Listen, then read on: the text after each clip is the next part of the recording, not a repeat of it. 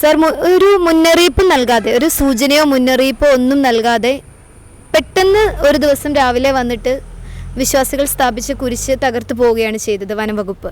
അത് വിശ്വാസികളുടെ, പ്രത്യേകിച്ച് വിശുദ്ധവാരത്തോടനുബന്ധിച്ച് നമുക്ക് ഒരുപാട് ആചാരങ്ങളും അനുഷ്ഠാനങ്ങളും ഒക്കെ ഉള്ള ഈ സമയത്ത് വിശ്വാസികളുടെ മനസ്സിനെ ആഴത്തിൽ മുറിവേൽപ്പിച്ചുകൊണ്ടാണ് ഇങ്ങനെ ഒരു പ്രവൃത്തി അവർ ചെയ്തിരിക്കുന്നത്.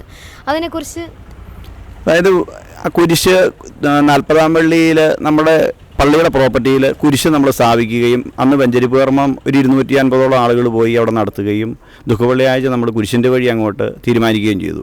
ഈ വനം വകുപ്പ് ഉദ്ദേശിക്കുന്നത് ആ പ്രദേശത്ത് കുടിയേറ്റ കർഷകരെയും അവർക്കുള്ള പട്ടയ നടപടികളുമാണ് യഥാർത്ഥത്തിൽ അവരുദ്ദേശിക്കുന്നത്, വനം വകുപ്പ് ഉദ്ദേശിക്കുന്നത്. അതായത് വനം വകുപ്പ് ഈ ഇത്തരത്തിലുള്ള ഒരു പ്രദേശത്തെ ഒരു പ്രോപ്പർട്ടിയിൽ വനം വകുപ്പിന് അധികാരം സ്ഥാപിച്ചു കഴിഞ്ഞ് കഴിഞ്ഞാൽ സ്വാഭാവികമായിട്ടും ഈ വനം വകുപ്പിൽ ഒളിഞ്ഞിരിക്കുന്ന കപട പരിസ്ഥിതിവാദികൾ കോടതിയിൽ പോവുകയും ഇതേ സ്റ്റാറ്റസ് ഭൂമി, അതായത് വണ്ണപ്പുറം പഞ്ചായത്തിൽ 4375 കുടുംബങ്ങൾ കരിമണ്ണൂർ LA ഓഫീസിൽ പട്ടയ അപേക്ഷകൾ നൽകി കാത്തിരിക്കുന്നവരാണ്. ആ പ്രദേശത്തെ സർവേ നടപടികൾ ആരംഭിക്കാൻ ഈ 15-ാം തീയതിക്ക് ശേഷം ആരംഭിക്കുമെന്നാണ് സർക്കാർ തലത്തിൽ നമ്മൾ അറിയാൻ കഴിഞ്ഞത്. അപ്പോഴേക്കും വനം വകുപ്പ് ഒരു കാരണം കണ്ടെത്തുകയാണ് ചെയ്തിരിക്കുന്നത്. അതായത് വനം വകുപ്പിൻ്റെ പ്രോപ്പർട്ടി ആണെങ്കിൽ എങ്ങനെയാണ് വനം വകുപ്പിൻ്റെ പ്രോപ്പർട്ടിയിൽ കാളിയാറ് സെക്ഷനിൽ നിന്ന് ഇലക്ട്രിസിറ്റി ലൈൻ വലിച്ച് അവിടെ പോസ്റ്റ് സ്ഥാപിക്കുന്നത്? അതും വർഷങ്ങൾക്ക് മുൻപ്, 10 വർഷം മുൻപ് ഈ ഭൂമിയിൽ കറണ്ട് കണക്ഷനുള്ളതാണ്.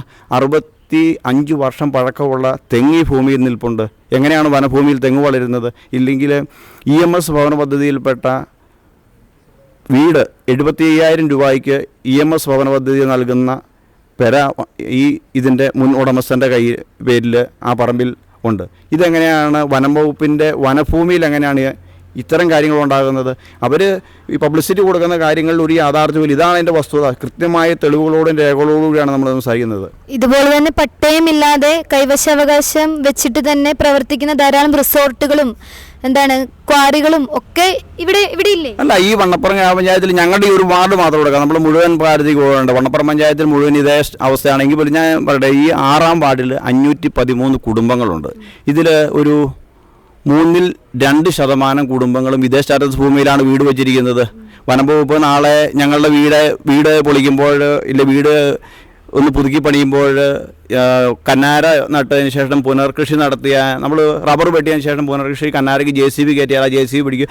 അതായത് ഞങ്ങളുടെ ആവശ്യം ഇത് അതിഭയങ്കരമായും ആസൂത്രിതമായ വനം വകുപ്പിൻ്റെ ഒരു തന്ത്രമാണിത്. അല്ലാതെ കുരിശ് മാത്രമല്ല, അടിസ്ഥാന ആവശ്യങ്ങളിൽ വരെ അവരെ ഇടപെടുകയാണ്. അതുപോലെ ആ കുരിശ് പറിച്ചതിന് ശേഷം നമ്മൾ ചിന്തിക്കേണ്ട ഒരു വസ്തുണ്ട്. സാധാരണ ഒരു കുരിശ് പറിച്ചാൽ ഒരു തെറ്റ് ഇതാണോ എന്ന് തന്നെ കരുതുക. ആ കുരിശ് പറിച്ചാൽ ആ കുരിശ് കൊണ്ടുപോകേണ്ടത് പല ആവർത്തി ആ കുരിശിൽ ഇടിച്ച് നിങ്ങൾ പോയി മീഡിയയ്ക്ക് പോയി പരിശോധിച്ചാൽ അറിയാം. അല്ലെങ്കിൽ അയാളായ മീഡിയയ്ക്ക് മുന്നിൽ ആ കുരിശ് പ്രദർശിപ്പിക്കട്ടെ. ആ കുരിശ് പല ആവർത്തി JCB ഉപയോഗിച്ച് കുത്തി കിഴിച്ചിട്ടുണ്ട്. എന്താണ് ഒരു കുരിശ് പറഞ്ഞാൽ ആ തൊണ്ടി മുതലാണ് എങ്കിൽ ആ തൊണ്ടി കോടതി ഹാജരാക്കി കൊണ്ടുപോവുകയാണ്. അത് പല ആവർത്തി അവൻ അവഹേളിച്ചിട്ടുണ്ട്.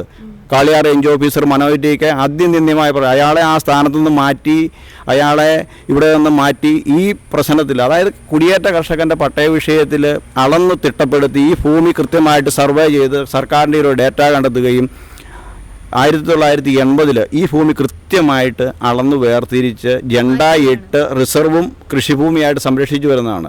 ആ ജണ്ടായിൽ നിന്ന് 1 കിലോമീറ്ററോളം ഇപ്പുറത്താണ് ഈ പറഞ്ഞ 700 മീറ്ററിൽ കുറയാതെ ഉള്ള ദൂരത്താണ്, കൃത്യമുള്ള 700 മീറ്റർ കുറയാതെ ദൂരത്താണ് നമ്മൾ ഈ കുരിശ് സ്ഥാപിച്ചത്. അല്ലാതെ വനത്തിനുള്ളിലല്ല.